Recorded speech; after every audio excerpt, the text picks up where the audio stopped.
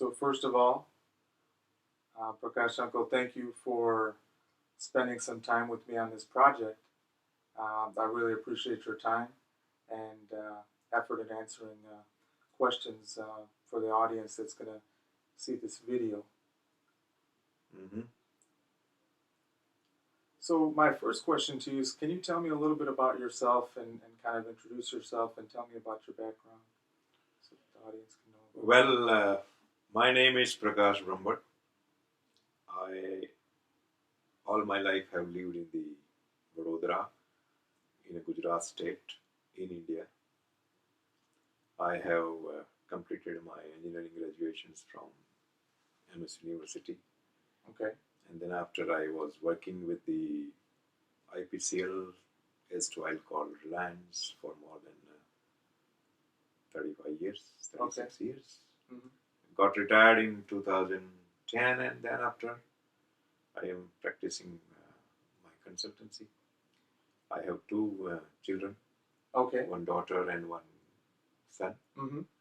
My daughter has been married over here. Okay. My son also has come over here on the student visa, and then he's on H1 now. Okay. And he's also settled here. So since both the children are settled here, I am here today, and I used to come earlier also.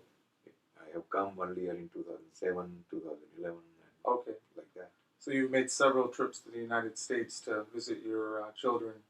Yeah, I do have made several trips in past, and this time I have on immigrations. So Okay. I'm going to stay for a long time. Okay. Okay. Well, thank you for your introduction of yourself. My first question to you is, can you tell me the role that spirituality plays in the mental well-being for Indians, and specifically with respect to Hinduism? And what are some specific examples where and how is it used to help with mental health by Indians? Well, we in Hindu religion believe that mankind is a divine. Okay. We all individuals, every human being, is a part of one divine source. Mm-hmm. We say that soul, ourself, are part of the Brahma. And Brahma is the ultimate divine God or divinity. Okay. So, in Hindu religion, efforts is that you try to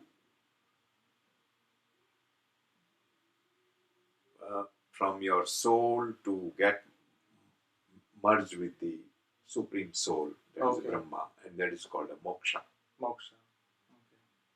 So in our Hinduism, it has been said that you should work for moksha, Okay. and your deeds are deciding that. Your way of living the life decides that. Okay. The Bhagavad Gita is the guiding uh, guiding source for the human life. Okay. So for moksha we are working. The deeds, our deeds decides. Means we believe Hinduism is a religion of many core beliefs. Okay. So this is also believed that if our deeds are not proper, then we get reincarnated. Okay. Reincarnation is there in different type of the Okay. life, and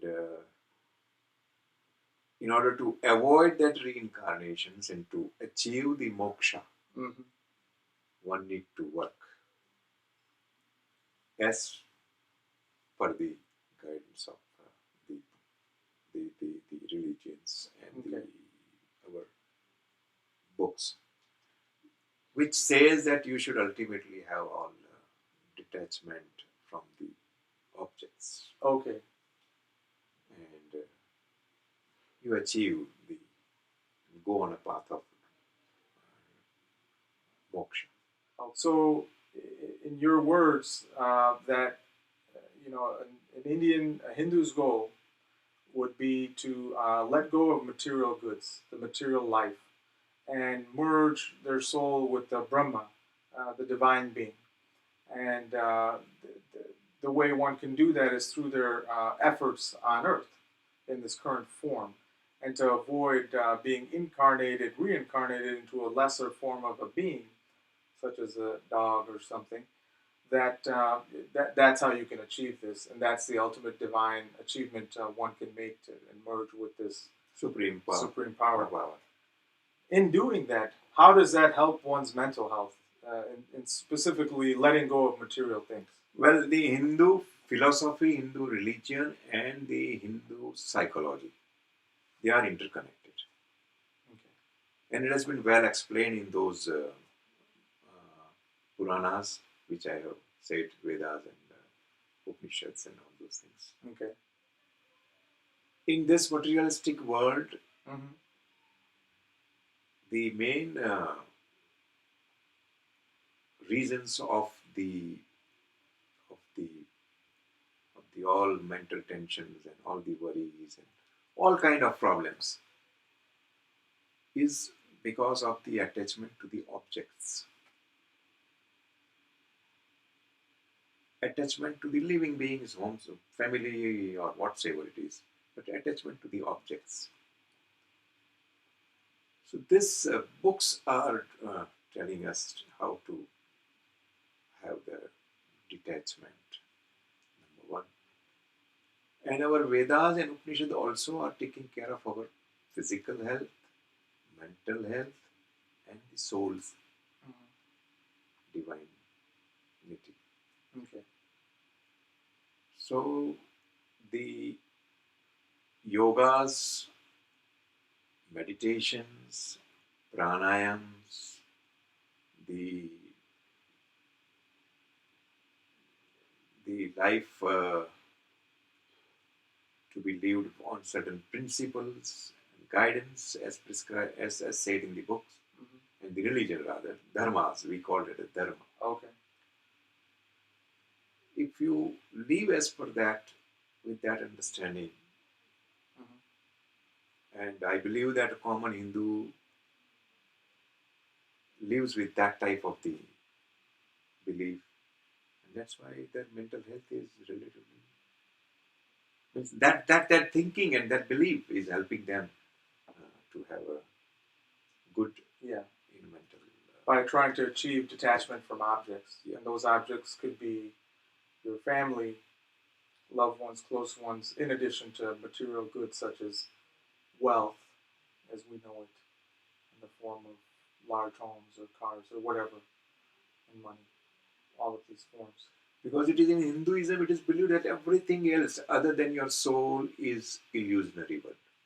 Okay. What is yourself, your soul, and merging of your soul with the supreme divinity is the purpose of the life. Okay. Well, thank you for answering that question. My next question is, you've lived a majority of your life in India, and as you mentioned, you've also spent considerable time in the United States over the past 10 years.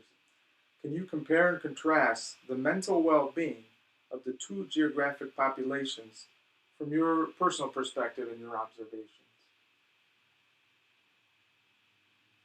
Well, I have come over here several times and seen the life of the people over here.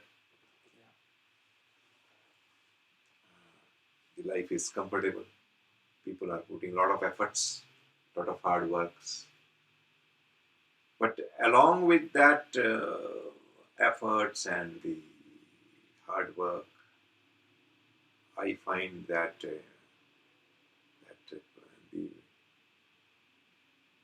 mental tensions, the worries, the the mental disorder problems over here with the people is is more what it to what it is attributed to is not very well known to me. Okay. But then,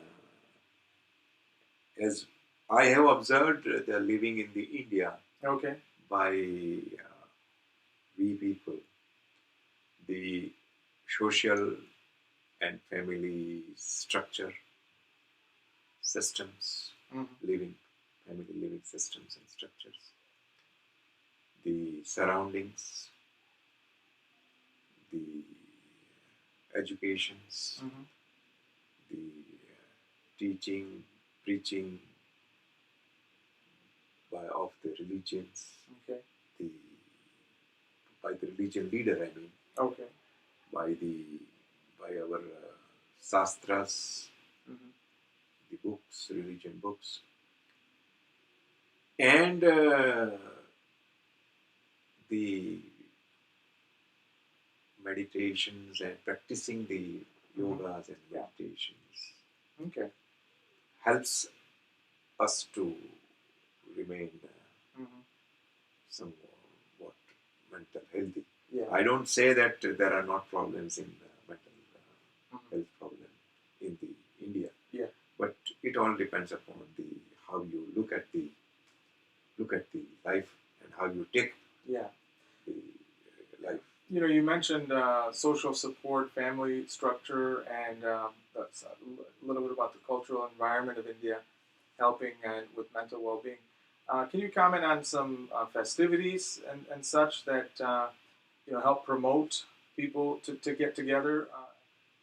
All throughout the year there are festivals spread Okay. all throughout the year festivals, and that festivity mood of the people Okay.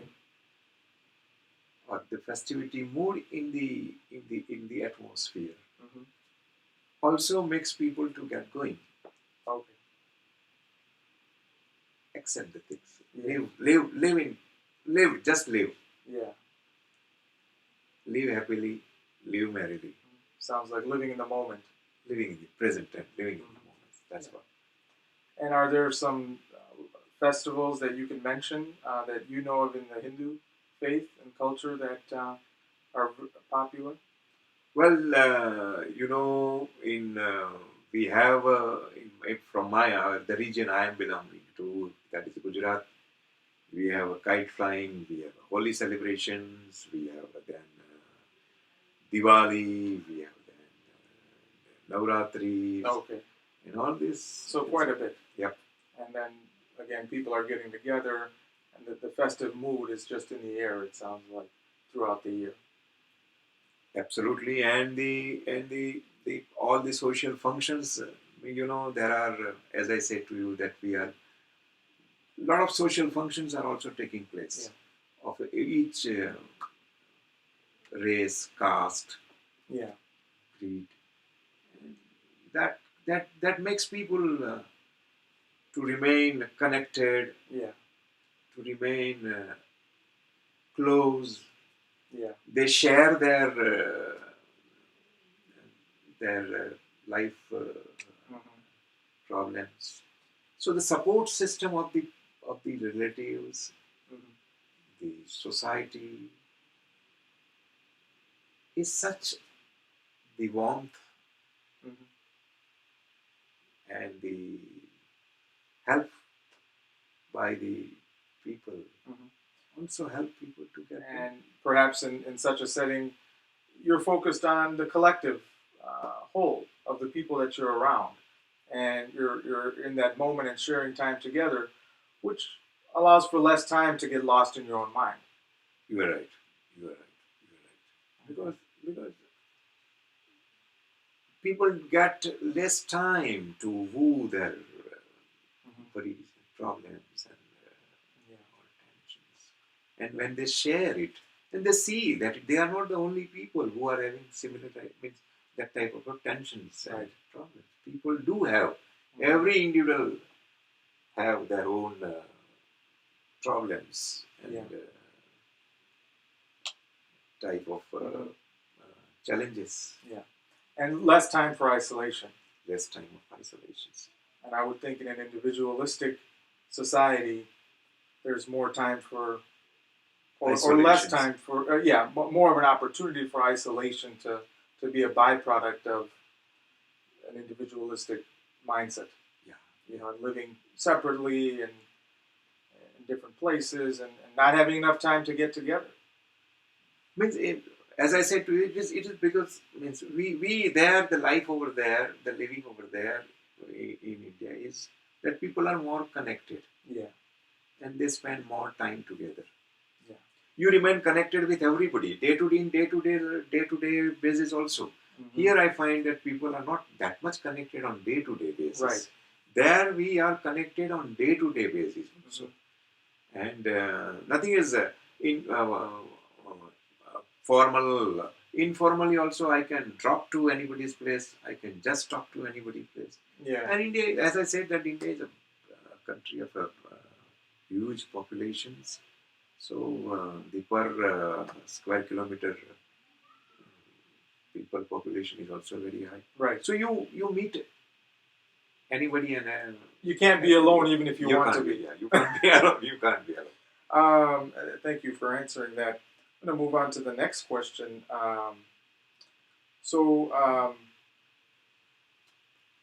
In India, in the urban population of India, there tends to be significant problems with population density, air pollution, local air pollution, as we know that their contribution to the world's carbon emission is far less than industrialized nations, but locally the pollution is much greater in terms of the density right then and there, right in the specific location.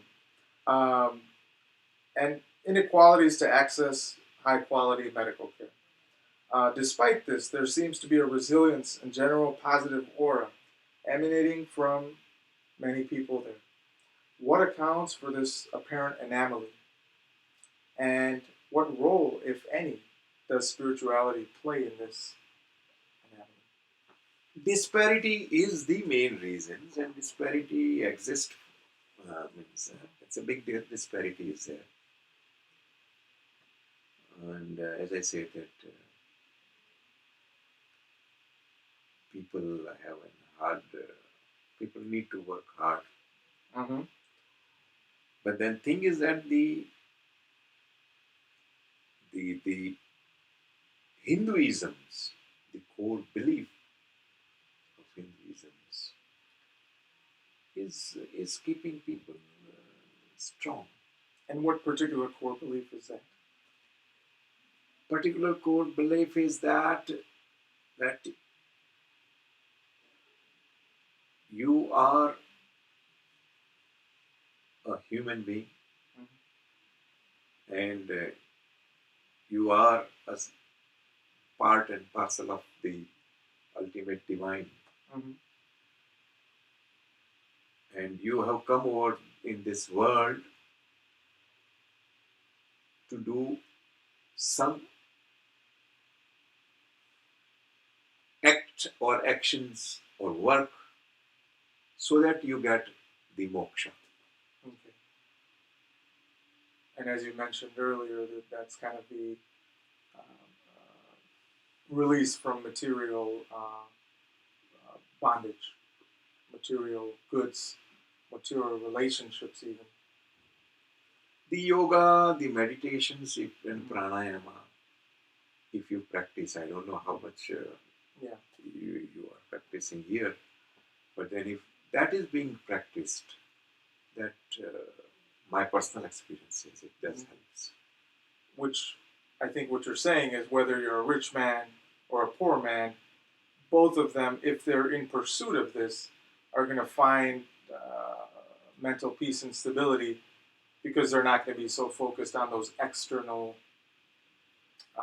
wants or needs. Absolutely right. Thing is that, as I said, the ultimate happiness, ultimate joy is in the self-realizations. Okay. And the self-realization is that you are a soul. Yeah. Everything else is just illusionary. You are going to leave everything over here. Yeah. You have come as a soul. You have got the life. and you're going to die. So that soul is going to remain permanent. So, Yeah. so the happiness and the joy is, don't put the happiness and joy in the external things. Yeah. It's the within It's within. yours. You should find the happiness and the joy within. If you try to be happy, if you as an individual also, if you want to be happy, no one can stop you from being happy. Yeah. So it's in the individual's hand. That's what I believe. Okay. Well, thank you for your answer. I'm going to move on to the next question. So many Americans have seen the movie Slumdog Millionaire. It depicts certain parts of India and its local culture as lacking morality and subsequently the human spirit of collectivism, highlighting the dog-eat-dog nature of an overpopulated society and cruel measures to come ahead. It also touches on the so-called caste system in India. So I have a two-part question for you. A, is this an accurate depiction of Indian societies as a whole? Not That's at the all. first part. Okay. Not at all. Okay. It's in the, yes. It's not total picture of the Indian society. Some that we do, as I said, that no, we do have a poverty. So you are picturizing something else, but every individual is not like that. Every Indian is not like that. So I don't agree to that. Mm-hmm. That everybody, you can't say that every Indian is like that. No. Okay. Yeah, and then part B to that question is, what can you tell us about humanism with respect to the average Indian's day-to-day way of life to depict an accurate picture, given that what we saw in this particular movie is, is, is, is not an accurate depiction. India is one of the biggest democracy of the world. It is a sovereign country. So uh, I don't think that the humanitarian or the humanism is not there. Mm-hmm. The coexistence of all these people itself speaks about the humanism. There are, means Hindus are helping Muslims, Muslims are helping Hindus. They are involving themselves. They all people are believing that ultimately they are human beings, and we have a lot of diversity about the religion, region, caste, creed, Mm-hmm. language. We have a coexistence of different type of the people's belief.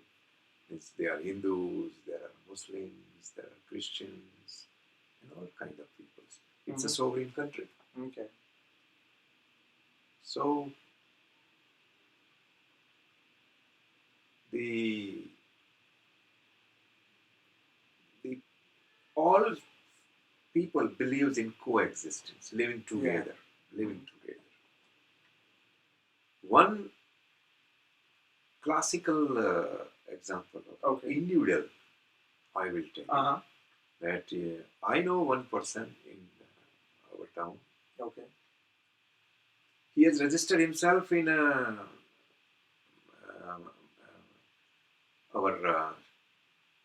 public hospital. Okay. We call it as general hospital. Yep. And for and for claiming the non-claimed dead bodies. Okay. In hospital, there are instances where the bodies, dead bodies, not claimed by the, nobody come forward to claim the body. So he go to the, means he has registered himself with the hospital, and he, that whenever such non-claim body is there, that hospital authority lets him know. He go there, he checks the name, caste and creed of the person, the religion of the person, and then he, on his own, at his own expenditure, without asking any help from anybody, performing the last rites of that particular person as per his religion. If he is a Muslim, he will perform the last rites as per Muslim. If he is Hindu, he will perform as per the Hinduism. And if he is Christian, he will do as per that. So this is the classical example of the humanity. Yeah, that's quite a great task to take on as an individual, and definitely highlights humanism. These has means this. It was very inspirational, and then of late people do have joined with him, Right. supported him.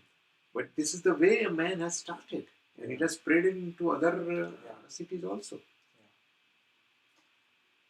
That's amazing. That's something. Well, thank you for answering that question. I'm going to move on to my last question that I have for you. So, may I ask your personal experience with your own mental and physical well-being and spirituality, taking all those two things into account? What specifically do you do to stay mentally and physically fit? So you think me that I am a physically fit? Well, mentally also fit. you seem healthy, you know. Well, okay, like an every average and common Indian, I also think that one need to work for mind, body, and soul fitness. Okay. And I also work in the. I try to put efforts in that directions. Okay. So I do some yogas, do some exercise, Okay. do some meditations, Mm-hmm. and read Bhagavad Gita, Mm-hmm. because personal level, I believe in the principles and in the saying of the Bhagavad Gita. Okay. That faith, that belief keeps me happy, Okay. or rather appear happy. Well, thank you very much for your time and effort in working with me on this project. I really appreciate it. Thank you and namaste.